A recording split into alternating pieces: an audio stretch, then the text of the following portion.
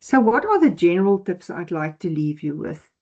Before you plan to move somewhere, spend some time there, at least a few days.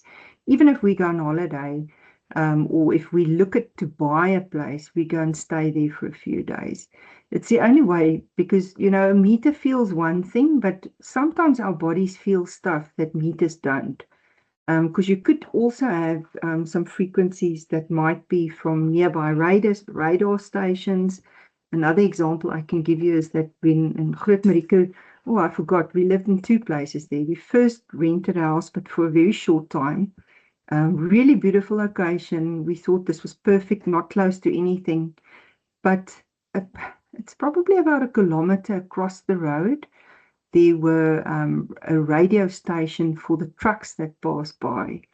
So they had a massive radio control center, and all the trucks that go by obviously uses radio, two-way radio. And between the trucks and that control, our stuff, that was really a problem. Other thing I would recommend is talk to locals, really try and integrate into environment, go and visit often, speak to people, so that you can make sure that where you settle, it is a place that's going to work for you. And don't only stay for a weekend. There's a good example now. We were looking for places in Roosendaal, that's in the Free State, and it was very interesting. The agent said to us, if you come over a weekend, this place is so busy, and if you come in the week, there's nothing going on. So it's important that you go for a couple of days and you actually get the feel for what it's like over a weekend and what it's like during the day. Then ambient EMF is not visible, and that's the example I mentioned of radio centers, senders and receivers for trucks. So the only way you're going to measure this, you can either use a meter, but often our bodies are more sensitive than a meter, so it's important for you to feel it as well. And then, yeah, living out in nature is a give and take. There's always something you're going to lose and something you're going to get. Gas in general is really well suited. I want to say gas is EHS friendly. I should maybe just coin that term. Gas geyser, gas stove, gas lights, gas heater, etc., etc. If you do go for solar, place the panels, chargers, and batteries as far as you can from your home.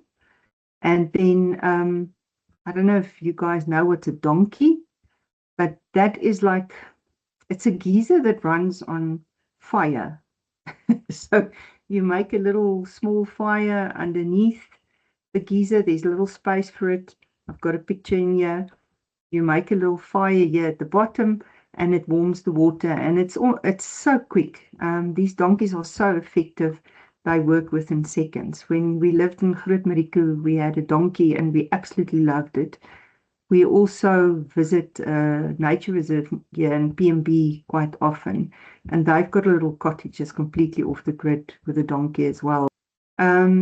So electricity can work for you. So I just want to emphasize that as well. Going off grid, it doesn't mean if you go to the country you have to get rid of electricity.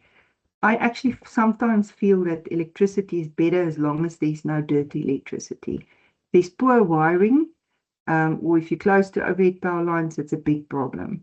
But otherwise, electricity can definitely work for you.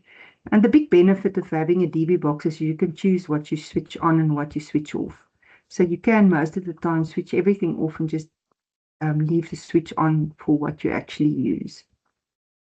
And this is my final slide. I think we must realize that if you live in convenience, which is in town, close to everything, 5 minutes to the nearest shop, you will be dosed in EMF. But the moment you put a lot of distance between you and town, accessibility does become a problem. You're going to face some dirt roads, you're going to need an off-road bakkie, but you have to make sure it doesn't have all the electronics and all the sensors and all the Wi-Fi and Bluetooth in it.